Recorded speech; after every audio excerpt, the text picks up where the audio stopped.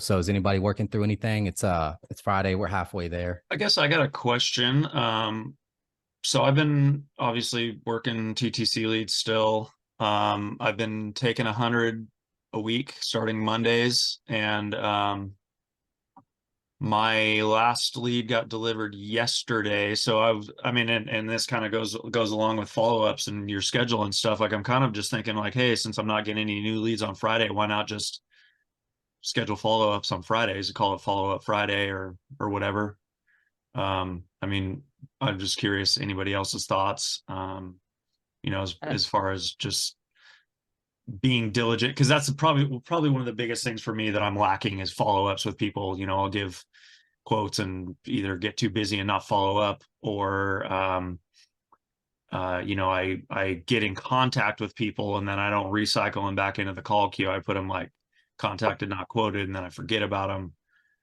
So just curious what anybody else is doing, or if you, Anthony, if you have any thoughts. Go ahead, Ash. So I try to do follow-ups the next day only. Like, okay, I get that you need to think about something or something's coming up, but I'm not calling you in 2 weeks. You know what I mean? Like, it just doesn't make sense. You're not going to remember me in 2 weeks at all. So if they have a valid, reason, I'll follow up with them, and then I'll call 3 times if they don't answer, and then I just drop it down to not contacted. If you're ordering 100 leads a week, though, that's a lot. So use that time before a call to get through some of your later stage calls, so anything 4 through 6, call those, or cool leads, call those before your call. Don't stop calling, because that's going to make you mad when you get to the meeting, they don't answer. So still make your dial, still clean out your queue, but try to do people that maybe you don't think they're going to answer or whatever. But also, like, if you are late for a meeting, I mean, it happens. And just, if you're going to miss a follow-up, just text your client and let them know, like, hey, I didn't forget about you. Something came up. It's really important.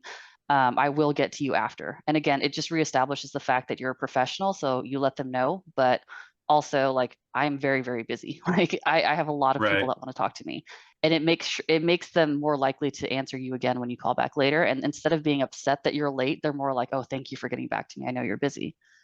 I don't know. Yeah, and yeah, that's good. And I think since we were kind of talking about texting and stuff, the last meeting that we all had, since I've been texting and emailing people more, that's actually covering my follow-ups better as opposed to making phone calls. So like if somebody reaches out and they want something, it's like, I'm not going to call you, I'll just email you and be like, hey, fill out the questionnaire and I'll get back to you. So that's been working for me, is just incorporating a few more ways of trying to stay in touch. And then I know it sounds cold-blooded, but you can prioritize them that way too. Like, if 3 people do their questionnaire, I'm going to call the healthy one first before I call the guy that has dementia. I mean, really, right? Yeah. Yeah. So yeah, my thoughts on that is follow up for me is like pulling teeth. So I'd rather lose the deal, honestly, unless they're like, dude, I swear on everything I love. Like, and if it's that serious, then normally it's never going to be past the next day. Like Ashley said, like, if they're serious, could be the same day. And I make a really big deal out of it. Like, I would rather you just not close the deal. Like, my workflow is so simple, it's sickening. And when you have that conviction in your product, it almost is like a scarcity to them. And it's like, oh, man, this dude's like not willing to work with me if I can't pull think about it, like, in our mind, like, logically, because, dude, I got so many objections in the past, and like I was such a terrible sales rep in the past. Like, I had to come to grips with myself with final expense, and I'm like, why do I need your permission to just mail you a piece of paper? Like, seriously, Globe Life sends mail all day to your house, and they don't even ask your permission. I'm like taking the time to explain everything, and at the end of the day, even just mail you something. So I can't like wrap my mind around appointments, but that's my person. It could be a burden too, guys, because like I know agents who crush it on follow-ups, you know what I'm saying? Like, but me personally, I think that's why I'm not good at follow-ups, because I'm like, dude, you're not even paying today. Like, what do Yeah. you You know what I mean? Like, what do you have to think about? Like, we're just, and I'll even talk to him like that because again, my mind is set, dude. I'd rather just take you out my queue or something, you know, like, so, but to Ashley's point, yeah, next day, I don't typically schedule, you know, the next day. So what does that sound like for you, Ash? Like, how do you tell them that on the phone? Just curious, like what your language is. So I mean, I'm still gonna try to close them. So I usually do that line like, hey, I have to interrupt the video and let you guys know, now is the time to take advantage. There's so many agents that are getting so much value out of being a part of this huddle. They're literally spending 4 pennies to make $1. It's insane the amount of value that all of these agents are getting. And I just can't keep taking on every IMO's agents and teaching them and training them, because my time is valuable too, guys. So as much as I love to keep the price point so low, it's not gonna stay that way until next month. So take advantage today, guys. Look, if this has helped you out in any way, any shape or form, and you guys just need help financially, just shoot me a DM, follow me on Instagram, and let's talk, man. Let's see if we can help you out. Hey, let's get back into this training though. Make sure y'all got that pen and paper. Let's get it. you know, Anthony, if you have to think about the price, it's too much, you know. If you're having to go back and think about it this hard, it's probably because it's too much. So let me cut it down to this much. How do you feel about this? And usually right there, their voice will go up and they're like, yeah, that's much better. I'm like, okay, good. You know, insurance is what it's supposed to give you peace of mind, but it needs to be something you can afford. So I know Right. you wanted that 20,000, but really 12,000 fits better for you. What's your middle initial, right?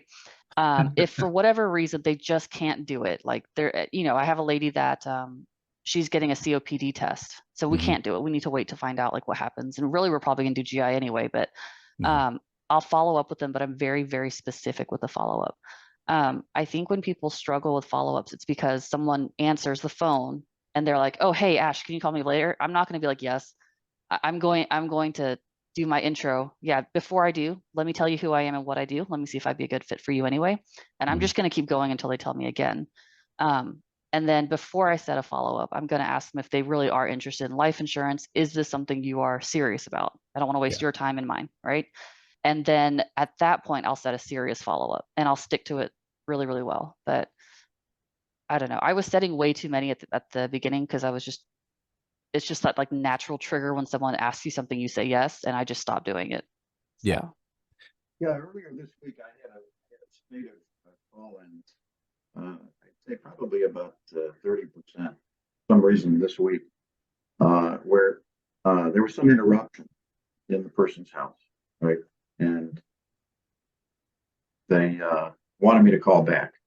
I have not successfully contacted any of them. Yeah. So Yeah, with the once they interruption realize thing, they can blow you off, they're just going to keep doing it. You know. yeah. So I like what you said about, you know, just at least getting some degree of commitment where you say, look, you know, is getting life insurance something that's serious? This is why you called, right? So I'll call you back, but I need to know this is something you want to get an answer on. Yeah. So Noah, just do you know like your closing has gone up a lot like the past week or 2 weeks? Yeah, I'd say the past month, 2 weeks in particular. It's sort of, you know, this week has been kind of dry, so it's kind of fallen back to the average. Yeah.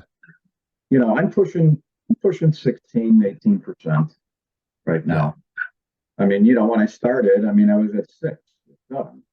Yeah, you came such a long way. So, but yeah, repetition. I mean, Noah reps out a bunch of leads. And then obviously being coachable, like hearing this, but we should be writing this stuff down, right?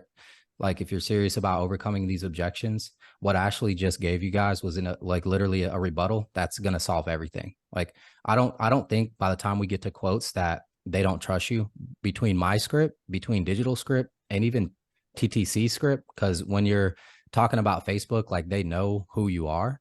So I don't think like the trust thing is an issue. Like how, you know what I mean?